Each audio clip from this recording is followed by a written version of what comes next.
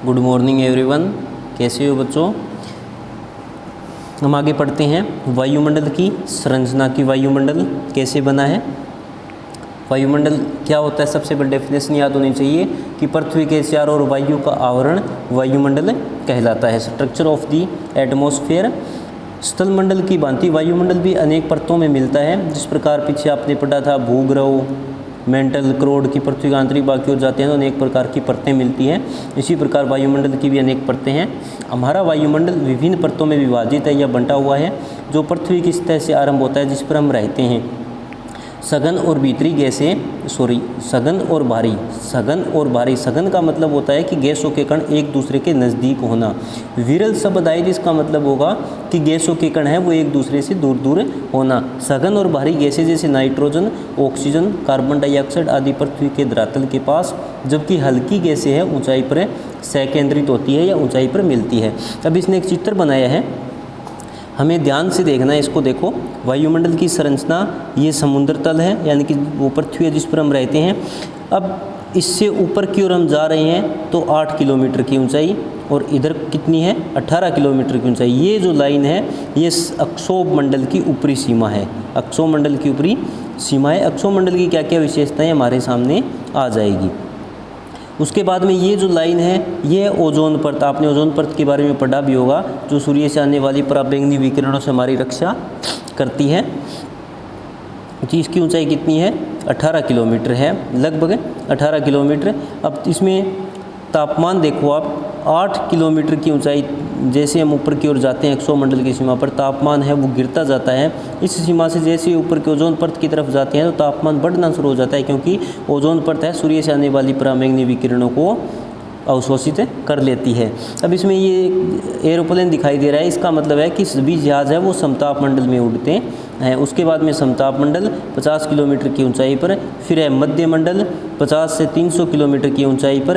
यानी कि रेडियो तरंगे, जो हम रेडियो तरंगे चाहे फ़ोन यूज़ करते हैं या फिर टीवी या नेटवर्क जितना भी चलाते हैं वो इस क्षेत्र के माध्यम से चलता है। यहाँ पर जो रेडियो तरंगे उसके आधार पर चलता है। उसके बाद में है बाह्य मंडल, जो कि यहाँ पर अंतरिक्ष यान है वो ऊपर की ओर, रॉकेट जिसको हम बोलते हैं वो यहाँ पर उड़ते हैं। उल्का पिंड जिसको हम टूटता हुआ तारा कहते हैं, वो तारा नहीं होता, वो एक उल्का पिंड होता है, एक छोटा टुकड़ा होता है जो अनेक धातुओं से बना होता है, नीचे की ओर आता है तो यहाँ पर आकर वो जलने लगता है, क्योंकि यहाँ पर तापमान है अधिक होता है, जिसको हम टूटता हुआ तारा कहते हैं। ये आयनमंडल। उसके बाद में बहिर्मंडल यानी कि सबसे बाहर का, यहाँ पर सैटेलाइट छोटे जाते हैं, उपग्रह छोटे जाते हैं। उस मंडल क्यों कहा इसको, क्योंकि यहाँ पर तापमान बहुत है अधिक होता है। ध्रुवीय ज्योति यानी कि उत्तरी और दक्षिण ध्रुवीय क्षेत्र है वो यहाँ पर चमकते रहते हैं।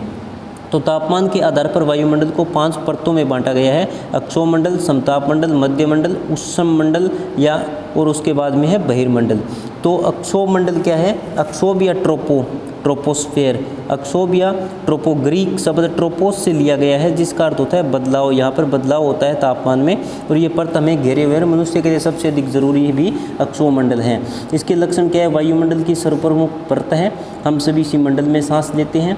इस परत में धूलकण और जलवाष्प के संकेंद्रण के कारण मौसम की लगभग सभी घटनाएं जैसे वर्षा, ओले, कोहरा, ओलावर्षण यही घटित होता है। कौन से मंडल में, अक्षोमंडल में। उष्मा और आर्द्रता का आदान प्रदान भी कहाँ होता है, अक्षोमंडल में। आर्द्रता क्या होता है, नमी।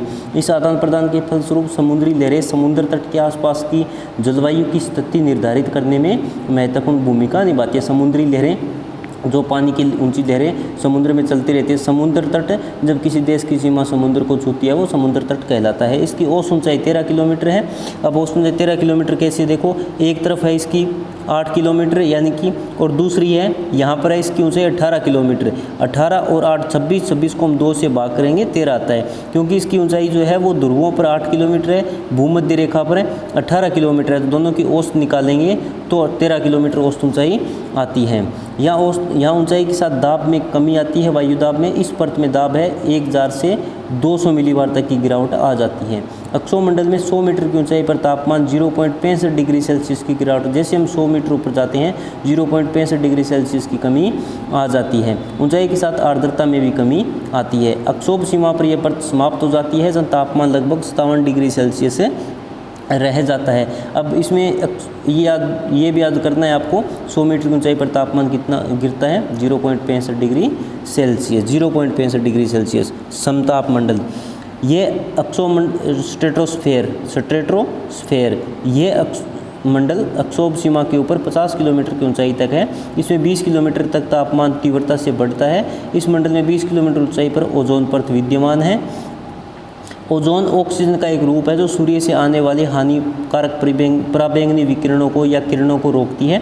यह मंडल हवाई जहाज आदि उड़ाने के लिए उपयुक्त है क्योंकि यहाँ पर मौसम संबंधी कोई घटनाएं नहीं होती, ना ही यहाँ पर बादल होते हैं। जब अक्षोभ मंडल में सभी प्रकार की मौसमी घटनाएं होती है, वर्षा होती है, ओलावृष्टि है, तेज हवाएं चलती हैं। समताप मंडल में ऐसा कुछ नहीं होता है।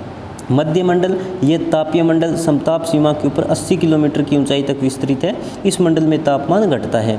मध्य सीमा जो मध्य मंडल की ऊपरी परत है में तापमान गिरकर -95 सेंटीग्रेड तक पहुंच जाता है क्योंकि वहां तक मध्य मंडल तक हम जाते नहीं, इसलिए हमें ये चीज़ें महसूस नहीं होती है क्योंकि हम धरातल पर रहते हैं। लेकिन ये चीज़ें किनको महसूस होती है?